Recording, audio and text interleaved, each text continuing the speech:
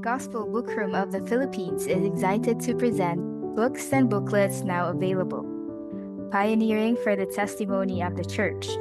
This book is on the practical building up of the church and the spread of the Lord's testimony, the testimony of the treasure and the pearl. If we truly see the testimony of the treasure and the pearl, we will give our all for this, serving in the body for the carrying out of the Lord's recovery.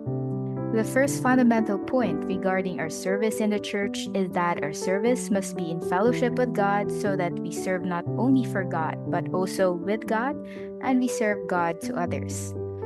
The special grace and the reserved grace. God's special grace is for our present need, and His reserved grace is for the trials ahead. Being spiritually wealthy means having a reserve of grace before God and not relying on special grace. The spiritual progress. Spiritual progress is the increase of the element of God in us and the removal of things other than God within us. The builder of the pillars shows us how the Lord raises and builds believers to become pillars in His house. God's grace is unlimited. It can not only make you a pillar, but even a builder of pillars. Deep calls unto deep. There is a call to deeper fellowship with the Lord from the depths of our spirit. If we want to render spiritual help to others, something must issue from our depths.